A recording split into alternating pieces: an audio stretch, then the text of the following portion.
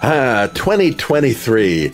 I know, it was supposed to be Avatar, but for me, the movie of 2023 was Super Mario Brothers, a film I saw repeatedly at the theater, both flat and in 3D. And I can't remember the last time I did that. I might perhaps compare it to watching Lord of the Rings for the first time. This was a film I always wanted to see as a kid, but as I grew up, just began to assume would never exist. And although Super Mario is a movie meant for that kid and not the adult actually watching, it was still so sweet watching a ball get hit out of the park. Now, to date, the 3D version has not yet had a Blu-ray release. Let's hope that'll change. For those with compatible hardware in the US or a viable VPN, the stereo version is available to stream through Vudu, and it's probably a good bet that streaming options for 3D movies might actually start to pop up again over the next couple of years. Like many greats, Mario got his start from failure. 2 failures, in fact. The first failure to arrive was Shigeru Miyamoto. I hope I say that right. He was a sort of engineer. He failed his exams again and again and again, and then once again, 8 times in total. He was hired at Nintendo in Japan as a favor to family, who were desperate to get him employed. He had no particular role, and they really didn't know what to do with him. The second failure in the story of Mario was an upstart arcade distributor, Nintendo of America, who had a warehouse filled with a state-of-the-art shooting game that just wasn't selling. This machine was produced by the best minds at the mother company in Japan, and, well, they assumed Nintendo of America was just a failed venture. They were ready to cut their losses and let it slide into bankruptcy. They certainly were not going to replace any expensive machines overseas, but as something of a final courtesy, they agreed to send over a new game on a small chip that could be installed on the existing cabinets to try and clear them out. Now, they didn't actually have a new game, and they weren't going to distract their best people and throw good money after bad, so they gave it to the new Nepo hire. Now, prevailing wisdom at the time was that all video games were some combination of chess and Pong. Everything else was window dressing. Miyamoto imagined a third dimension to games, exploration, not merely in seeing new graphics, but discovering also the physics of how to navigate the world. Winning isn't the point. It's learning to do running jumps, much like a baby discovering how to roll a ball. Mario thus began his career as a plumber fighting a gorilla on an oil rig, which apparently stored its petroleum in oak barrels.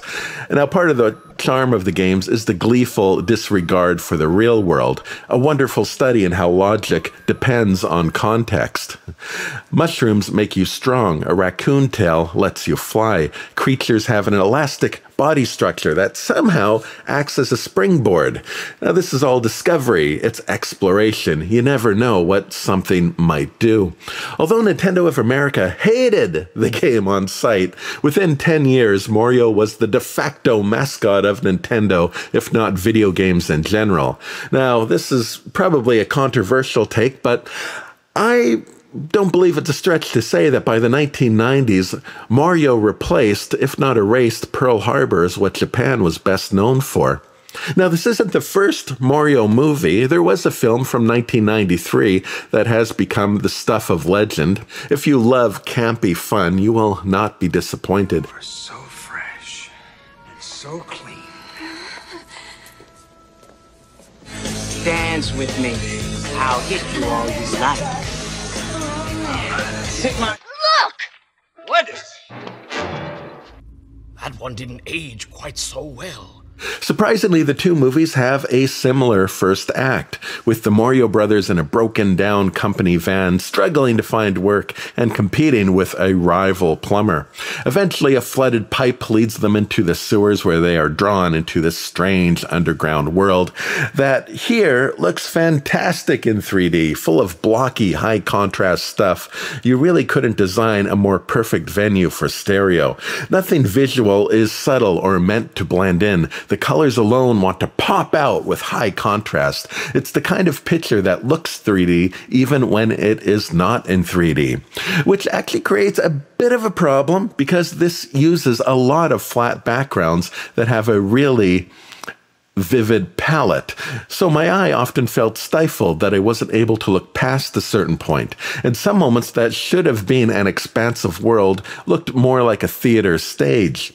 Now, in front of that flat background was a fantastic stereo foreground that I actually believe was rendered 3D. Regardless of the process, the stereo seems to be strictly set to how far the character is from the camera. As such, the 3D is best when seen on things that are close. Happily, that is frequently the case, giving us many spectacular stereo portraits of someone with a background visibly miles behind them. There were many moments where I would have preferred the stereo to be expanded for the moment if something was going on that had the character away from the camera or interacting with some structure. I would have liked to have seen the world in more detail. Like the mushroom forest in general, it felt a bit all forest and no sense of trees. And these hanging cages, which were a lot of fun to take in. Look at those bubbles. Their chains and bars are a perfect venue for stereo. But again, it's great close-up, but when the camera pulls back, the depth just felt subtle, and the overhead shot especially could have benefited from a bit of an artificial push to show the looming dread below. Throughout the movie, I felt the depth was between, let's say 60 to 80% of where I actually wanted it to be. It felt held back, though for someone who has trouble watching 3D, this might make for a perfect middle ground. Despite everything having a candy gloss, I noticed very few 3D reflections. However, we do get a nice shot showing Bowser encased in ice, seeing his expression behind the crystals, and also his point of view outwards is also fun to watch. Now, the ice doesn't have a lot of detail to it, and to me, it felt more like a candy wrapper rather than a frozen rock, but it still provided for an entertaining 3D frame. Bowser himself is especially fun in 3D, and again, because of the vivid colors, the high contrast, his individual body parts are easily differentiated, so you can really notice how his hands as a thing in itself, but yet it's connected to an arm and the face and the torso, and you can all sort of identify them in their own 3D space. And it's just a great example of a movie that, again, looks like 3D even without the stereo, and when you add the stereo with it, it's just a perfect marriage. We occasionally get a nice gesture right out in the 3D kisser, 3D ham as I like to call it. It's not often, and I got the feeling it was there by happenstance and never a planned 3D moment. Although very enjoyable, this does give the impression of 3D as an add-on rather than a feature. Still, the movie is a carnival ride, and the stereo adds to that sense of thrill. I can't imagine anyone interested in this movie not wanting to see it in 3D.